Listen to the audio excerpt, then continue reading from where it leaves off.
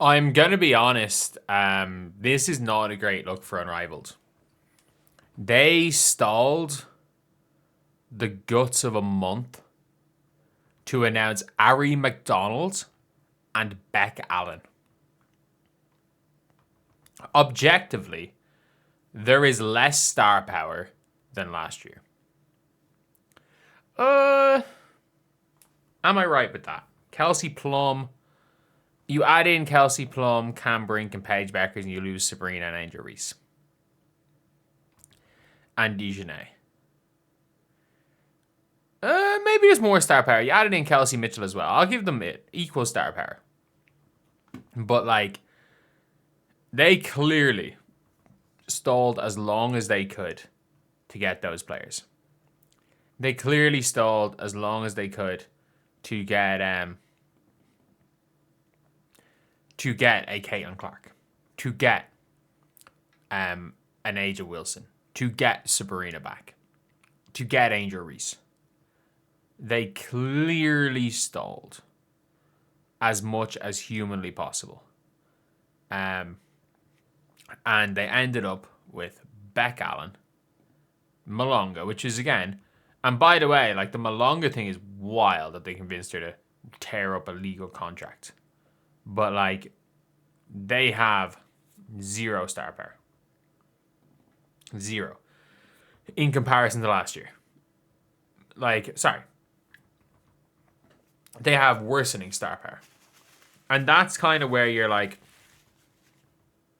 the league needs everybody. They realistically needs every player that they can get. And right now they have most of the players. I'll give them that. They absolutely have most of the players. But the big dogs, they don't. Other than the players that are just big because of proximity to Caitlin Clark. But if you look at the most popular players in the league, outside of like Aaliyah, Lexi, Fee, who's an owner, outside the owner and players in the Caitlin Clark proximity, as in Lexi, Kate Martin, Kelsey Mitchell, Aaliyah. Then obviously you've got Paige, who's big. But if you take away the owners and Caitlin Clark proximity, the biggest players in the league are Paige, Sabrina, Caitlin, Aja.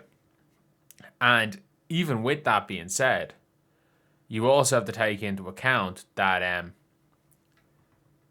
you've got you don't even have like a Sophie Cunningham who draws in players, who's going to be a story. You don't have Kayla McBride, who chose to play overseas instead, who chose to play over in Turkey, who was All-W first team last year. So you're losing players. Or you are actively losing players, which is not. Look, it's not an ideal thing. And I wonder what the viewership numbers of this league are going to be like. Because I think a lot of the numbers last year were because of the intrigue, the 1v1 competition for the first year. And I think the 1v1 competition can be okay. But it all comes down to, can they make this a story? Can they make a story out of this? And I don't really know.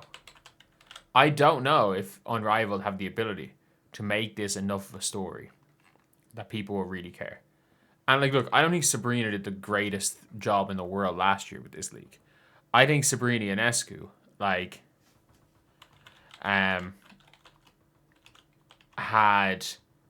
genuinely think Sabrina Ionescu did a horrible job in Unrivaled last year. However, you still kind of want Sabrina there. You don't want Sabrina to be gone. Because again, she's a big name. If nothing else, she's one of the most popular players in the league because of her shoot. But yeah, Sabrina not being there in Unrivaled this year is not something that the league would have wanted, and it's obvious that the league were doing what they could to get her in. And that's another all-star guard they lost, who might draw in some players, especially because she is more famous now than she was a year ago, because her shoes, the Sabrina 2s, were way better than the Sabrina 1s. The Sabrina 3s are even better than the Sabrina 2s. Like, she is there based on her popularity. She's a massive loss.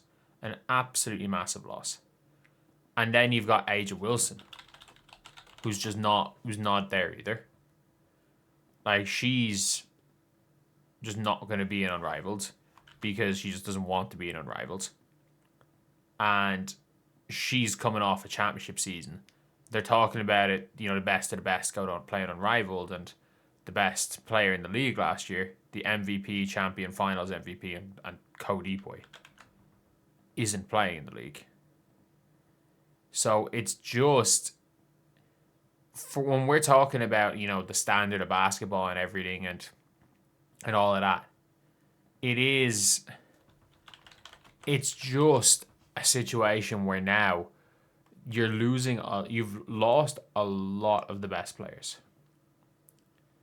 You've lost a lot of the top players in the world, and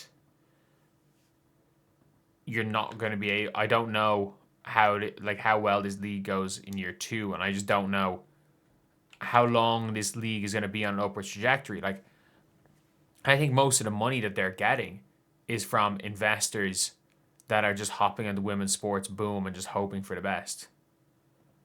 Like, and I don't know like how much you're going to get from that. Long term, I don't know how much that is worth. And you're now seeing, again, more and more of the like big names. Well, not more and more. You're seeing arguably the 4. Like, you can actually make the argument that these are the 4 biggest names in the sport, and none of them are playing. Like, at least last year, 2 of them played. So it was really just like, of the really big names, we saw, obviously Kelsey Mitchell was over in China, but like, she only was really a big name post-Olympic break. And Caitlin Clark wasn't playing. But yeah, it's now a situation where we don't have Caitlin, you don't have Sabrina, you don't have Angel. And you have very much definitely the highest quality of player league compared to EuroLeague by a mile. You have a much higher standard. Like, the level in EuroLeague is horrendous this year. Like, I'm watching the games. There are about 4 teams that matter. And like, Prague have been shocking.